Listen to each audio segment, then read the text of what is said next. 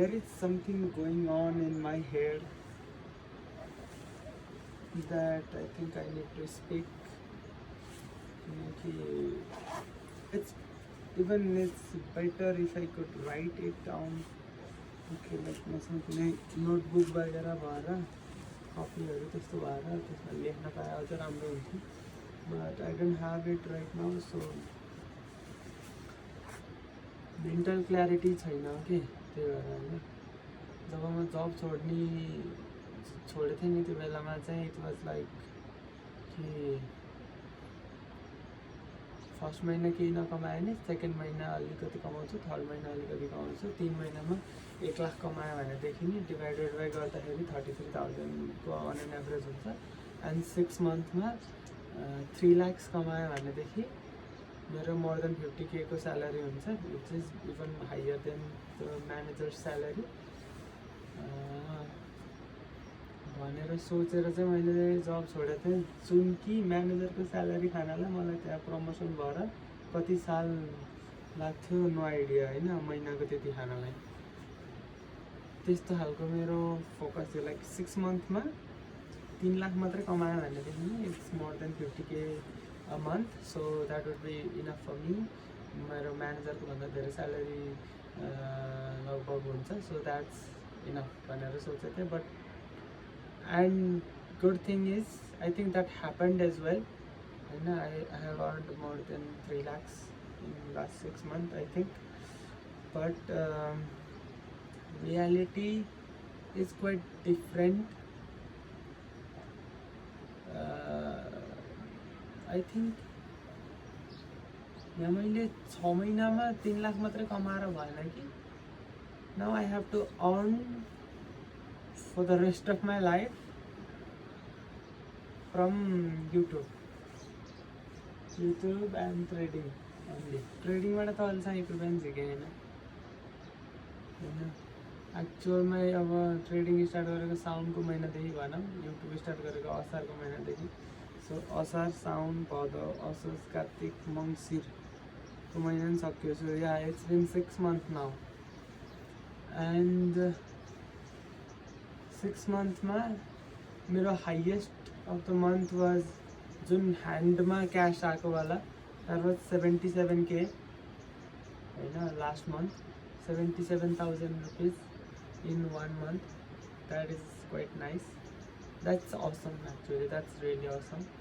And त्यसमा पनि अझै 18,000 स्यालेरी अर्को एड भयो because I went for the trekking. So त्यताबाट पैसा आयो होइन. सो 77 मा 3 जोड्दा 80, 95K भयो होइन टोटल. एन्ड 95K मा 2000 समथिङ चाहिँ मेरो काटेको थियो ट्याक्स पनि होइन त्यो, किनकि 77 आएको देखायो. अनि त्यसपछि त्यसमा अरू 2000 कि 3000 कति काटेको थियो कि फेरि. सो भनेपछि त्यसलाई 74 मानेर टोटलमा 93K जति आयो होइन मेरो in 1 month. So that's my highest salary until now. It's not even 100K. Okay. मैले पहिले धेरै साल अगाडि नै युट्युबबाट यदि मैले 1 लाख रुपियाँ महिनामा कमाउने भएँ अथवा कमाएँ भनेदेखि महिनामा 1 लाख रुपियाँ मेरो ह्यान्डमा क्यास आयो भनेदेखि मैले त्यसबाट 1% भनेको 1000 रुपिज झिकेर सिधै च्यारिटी गर्छु, डोनेसन गर्छु भनेर यो मैले पहिल्यै भनेको थिएँ. एन्ड युट्युबमा त फिगर त देखाएको होइन 1,01,000 रुपियाँ भनेर देखायो, बट मेरो ह्यान्डमा एक्चुअलमा चाहिँ त्यति आएन. सो मैले त्यो डोनेसनवाला काम अहिले नै गर्ने. ओके. सो जब मेरो 1 लाख रुपियाँ आउँछ नि हातमा अथवा ब्याङ्कमा आफ्टर ट्याक्स जुन मेरो युज गर्नेवाला क्यास हुन्छ नि त्यो भएपछि चाहिँ I will donate 1%, which is not necessary to do. But मैले यो पहिल्यै भनेको थिएँ होइन म यस्तो गर्छु भनेर. So that's why I'm going to do. नत्र यो गर्न जरुरी छैन, कसैले नि गर भनेको नि होइन मलाई. It's just me. I want to do some charity some like 10 रुपियाँ नै भयो नि, 10 रुपियाँ गरेर मैले आजसम्म दिएको भएदेखि 10 चोटि दिएदेखि 100 रुपियाँ हुन्थ्यो होइन। 10 रुपियाँ 10 चोटि दिएदेखि 100 रुपियाँ हुन्थ्यो, 100 चोटि दिएदेखि 1000 रुपियाँ हुन्थ्यो र 100 चोटि 10 रुपियाँ दिने धेरै देखिन्थ्यो। बट मैले त्योभन्दा नि एकैचोटि दिन्छु तर 1000 रुपिस दिन्छु भनेर चाहिँ सोचेछु। त्यो डोनेसनको कुरा किन आयो भने अहिले बोल्दा बोल्दै ऱ्यान्डमली आएको, खासमा म अर्कै कुरा गर्न खोजिरहेको थिएँ। सो न त्यो त भयो होइन। अब अरू कुरा के गरौँ त नि भन्दा, अरू कुरामा चाहिँ एउटा भनेको ट्रेडिङबाट पैसा निकाल्न सकिएन, कसरी निकाल्ने। मैले इन्स्टान्ट अर्निङ अकाउन्ट किनेको राम्रो कि नकिनेको राम्रो। अहिले 40% अफ चलिरहेको, यदि यो 45% या 50% मात्रै अफ भयो भनेदेखि म एउटा इन्स्टान्ट अर्निङ अकाउन्ट चाहिँ जसै किन्छु। एन्ड आत्तिनु पर्ने त छैन होइन, 3-4 साल 4-5 साल गर्नेहरू पनि अझै नै अनप्रोफिटेबलै छन्। बट युट्युबले मात्रै भर्दान्न गाह्रो होला जस्तो छ। सो ट्रेडिङबाट जसरी नै पैसा चाहिँ कमाउन छ।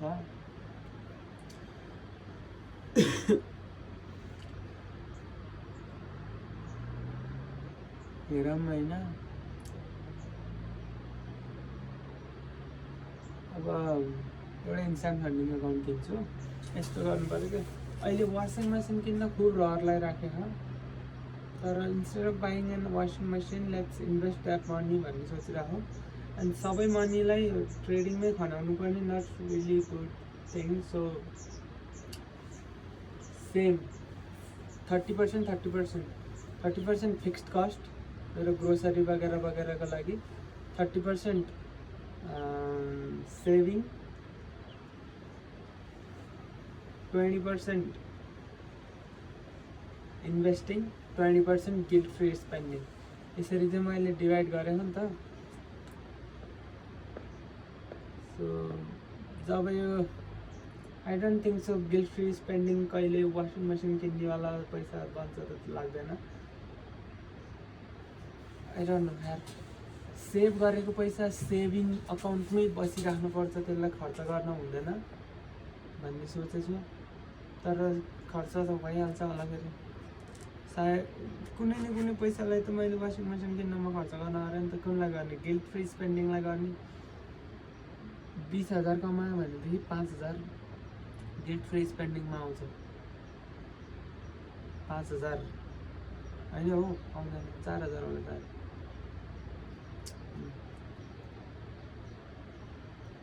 I don't know man, it's life is really complicated and death is not the solution.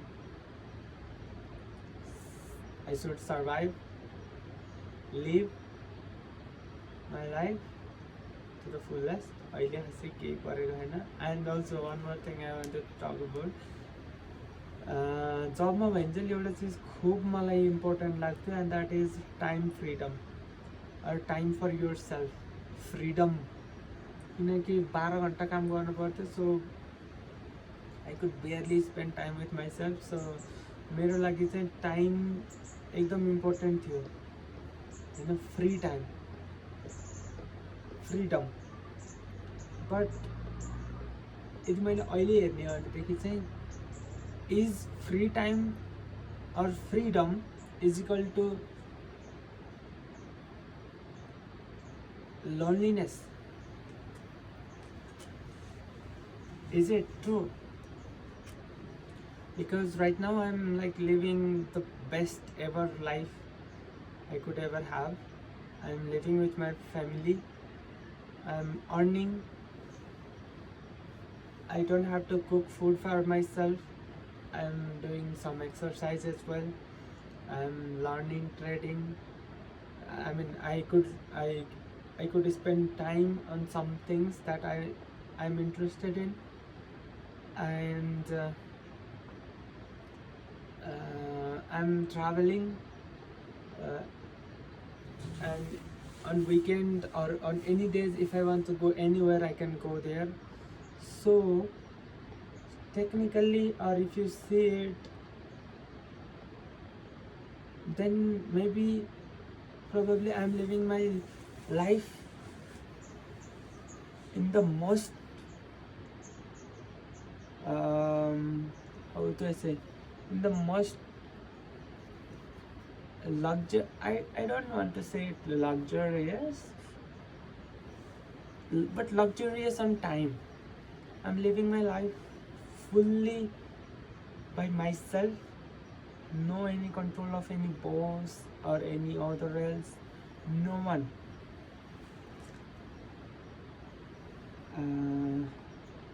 But I don't have many friends. I have some, they are all working right now, and that's because maybe I'm feeling quite lonely as well. Maybe,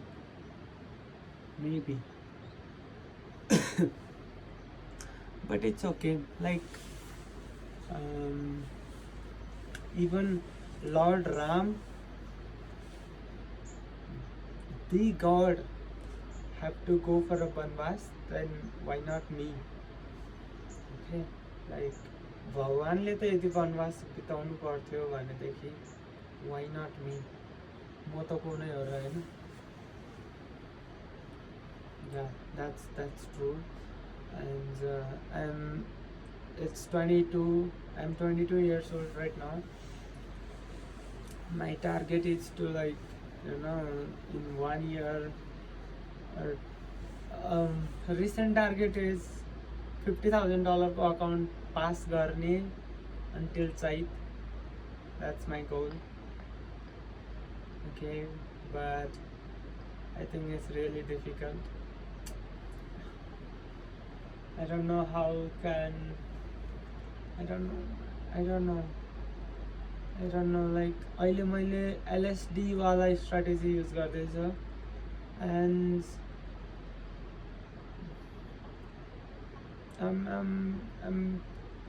मलाई difficulty केमा छ भने finding a zone and waiting for the setup to happen, and जब आएर touch गर्छु then believing on that setup that okay, it's gonna work. And I think the problem is I haven't done many back testing. So यदि मैले 1 सालको जति back testing गरेँ on a 5-minute chart भनेदेखि maybe I'm more confident enough. Okay, yeah, maybe that's the reason. And अर्को कुरा, like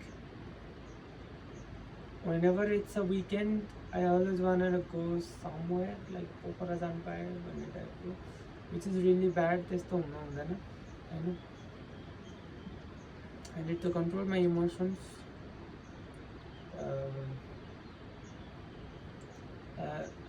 Good thing is I started running again. I mean, it's not like before. मतलब पहिला त म बिचमा एउटा ठाउँमा ग्याप लिन्थेँ अनि त्यसपछि डाइरेक्ट यहाँ आउँथेँ, यहाँ pullups हान्थेँ 25 pull up per day.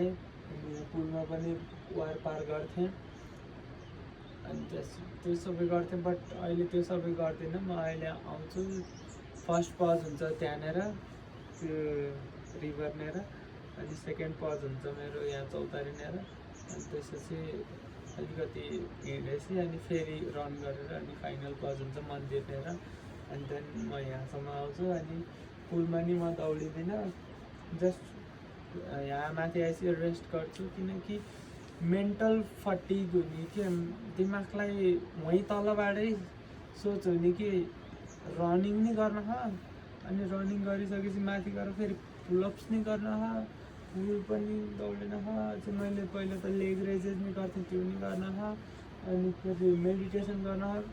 It's too much complicated. So म आउनै छोड्थेँ लामो समयसम्म. I tried to do it again, but आउनै छोडिदिएँ, कन्टिन्यू दिनै सकिनँ. So I made it even simpler. Okay, जति सकिन्छ सजिलो बनाउने, बट कन्सिस्टेन्सी दिने, कन्टिन्युसली गर्ने. And I discovered one mode that is called NPC mode, which stands for non playable character mode. So मलाई चाहिँ कस्तो हुन्छ भने रनिङ भनेपछि केही न केही सोचमा आउने क्या दिमागमा होइन. 10 मिनट दिनमा रनिङ गरेर केही नै हुन्छ र त्योभन्दा त बरु नगर्नै ठिक भन्ने टाइपको त्यस्तो खालको थट आउने होइन.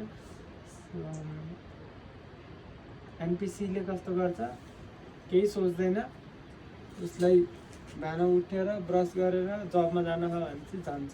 That's NPC character. So running मेरो लागि एनपिसी गेम हुनुपर्छ. And I am the NPC for the running. Okay, so I think that's it. कहिलेकाहीँ मलाई लास्टै धेरै कुराहरू हुन्छ मनमा जुन I don't know, maybe friends कोही हुने भएदेखि सेयर गरिन्थ्यो होला. बट आई डोन्ट नो यार, मम्मीहरू कसरी सर्भाइभ गर्छन्, कसरी. म यार कस्तो खालको पर्सन भने I need company as well, friends as well.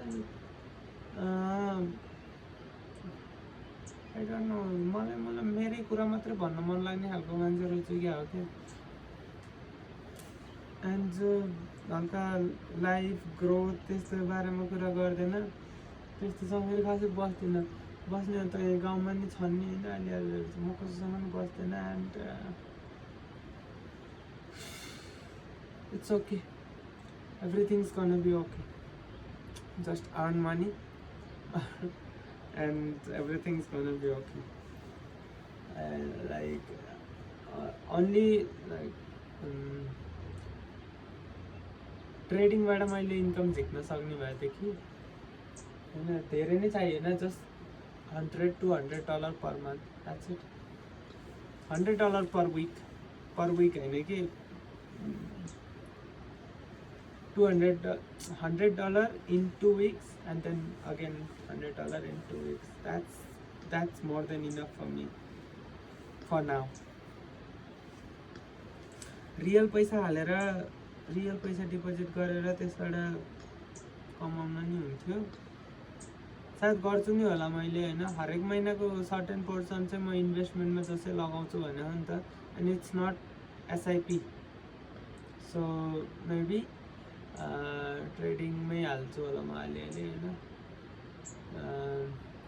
Like अहिले $10,000 को अकाउन्ट किन्यो भने कति पर्छ भने 10,000 रुपियाँ जति नै पर्ला होइन. And then next month maybe $100 जति डिपोजिट गर्नु पर्छ कि 100 या कति हुन्छ, 100 या 150 त्यति जति डिपोजिट गऱ्यो भने धेरै नबनाउने, $10 मात्रै प्रफिट बनायो भने नि अनि निकाल्ने. And $10 profit is around 1,500 rupees. So that's it. So next मन्थको इन्कम चाहिँ मैले सायद त्यस्तो गर्नु पर्ला. नेक्स्ट मन्थ मतलब नोभेम्बरको इन्कम. एन्ड आज हो नोभेम्बरको 17. सो नोभेम्बरको 21 to 25 मा आउँछ होला. सो अहिले हेर्दाखेरि चाहिँ नोभेम्बर होइन हो, डिसेम्बर हो आज. सो 20 भनौँ न 25 डिसेम्बरतिर आयो भनेदेखि नि 25,000 को 30% भनेको दिन्छ 7,500. सो 5,000 माइनस गरिदियो भने नि 20,000 आउँछ बल्ल. त्यहाँ 20,000 इज रियली लेस. 20,000 आयो भने को 20% भनेको 4,000 हुँदो रहेछ. 4,000 को त के आउँछ र, के आउँदैन. 4,000 भनेको $40 हो. I think so. Not 40 actually, 140 गर्छ. सो $30 अराउन्ड हुँदो रहेछ. Maybe I will invest $150. $150 भनेको कति हुन्छ भने 150 into 142 भनेको 21,000 समथिङ हुँदो रहेछ. सो 25,000 जति हालिदिनु पऱ्यो. 25,000 हालिदिनु पऱ्यो. 25,000 डिभाइडेड बाई 142. 25,000 जति हालिदिनु पऱ्यो. अनि त्यसपछि त्यो रियल मनी हो नि त, एकदमै रिस्क थोरै लिने. लाइक गोल्डमा गरेदेखि 0.01 गर्छ एन्ड एकदमै A+ सेटअपमा मात्रै ट्रेड गर्ने. अनि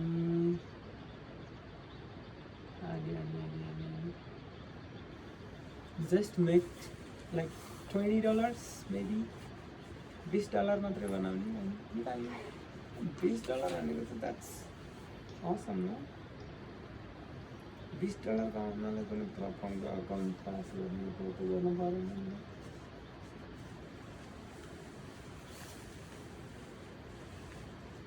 I think I will do that.